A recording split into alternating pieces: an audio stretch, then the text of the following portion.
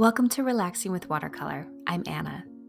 Today we're going to be painting some misty mountains. So if you're in a deep, dark, mysterious, moody mood, or if you just like mountains, you're in the right place. As always, if you'd like to paint along, check the video description for a list of materials to ensure that you have everything you need. Now let's begin. To start this misty mountain piece, we're going to create some tree patches. To do this, I'll load my brush with water and place an upside down triangle with scraggly edges in the middle of my canvas, making sure to pull the water down from the outline to fill in the shape. Now I'm adding some green. I've chosen a warm olive green, but you can experiment. Blues or purples would probably be great choices as well. Right now, I'm filling in the top of the patch and following the water line. To give the impression of trees, I'm holding my brush vertically and dabbing it against the canvas, creating a treetop for the evergreen. This is a good amount of color for now, since this is just the first pass. We can start on our next patch and come back later. For the next patch, I'm making another triangle shape with water and using the same dabbing technique to add color at the top of the patch. And just a quick note about the placement of patches, make sure to leave some white space between your patches because that will leave space for us to create our misty effect.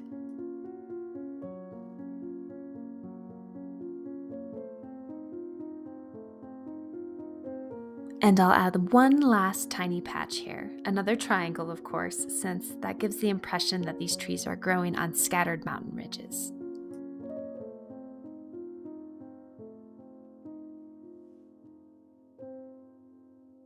Okay, with the first bit of color laid down, I'm going to add another green over the top, starting with the first patch.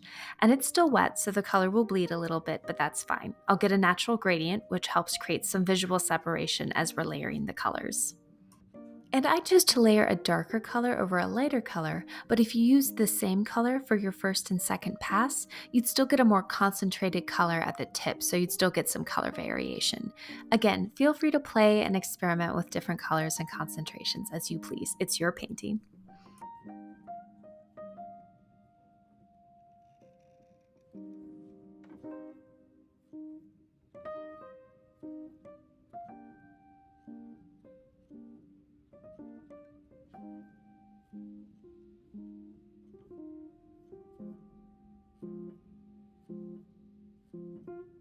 I noticed there's a little too much water on the paper, so I'll just siphon the excess off with a paper towel.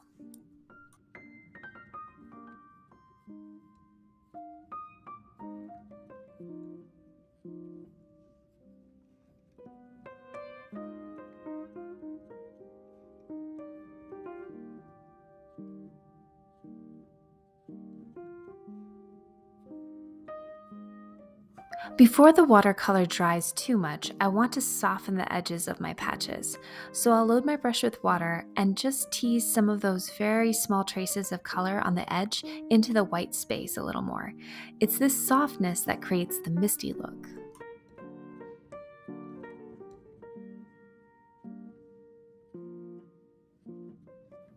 Now that there's a soft, misty base established, I'm going to add areas of very dark green trees to give the impression that they are peeking out from the mist in contrast to our more faintly colored trees.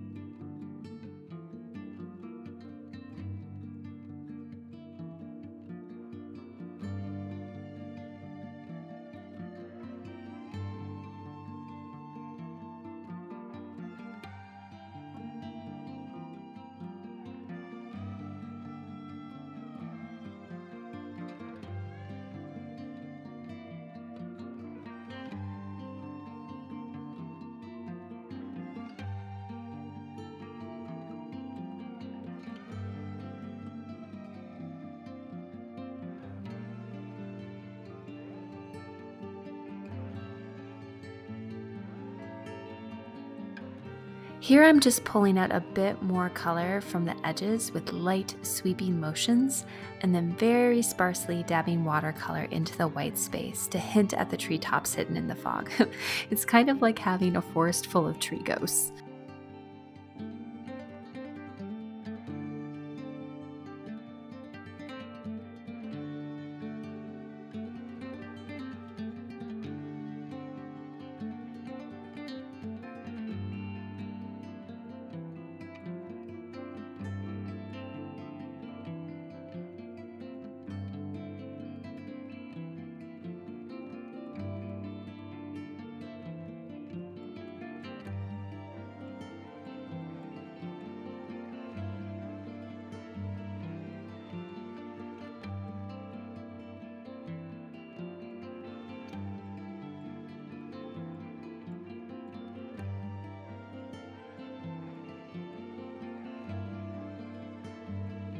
The forest portion of this piece is complete, so now it's time to move on to the mountains.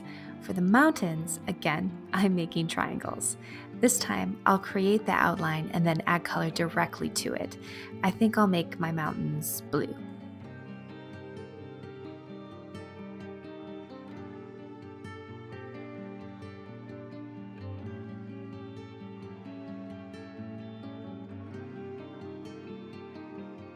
I chose to add the color directly to the outlines so I get more defined ridge lines.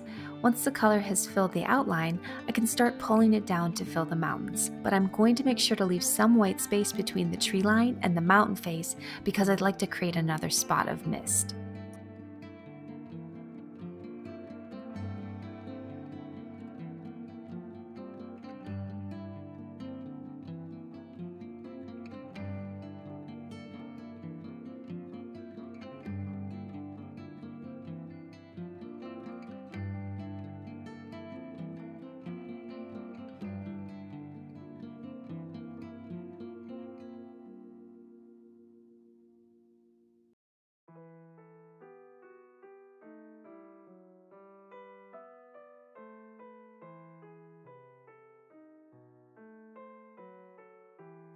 And I'd like these side mountains to be more shadowy, so I'm going to add the same color to the top and tease that down over the rest of the mountain.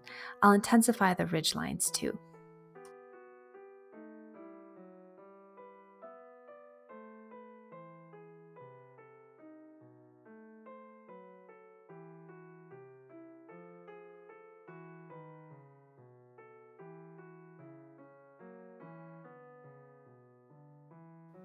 Here I'm just going in again to soften up some of the tree line and some of the mountains to get that misty look.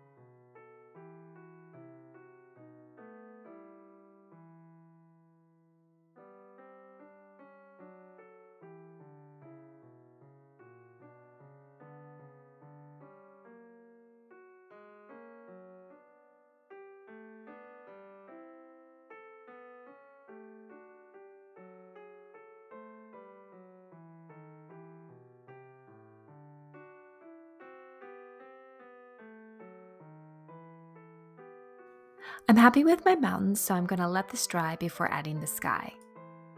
The final step in this piece is to create an inky night sky with an artist's pen. So I'll draw a full moon over the center mountain and a handful of teeny tiny stars.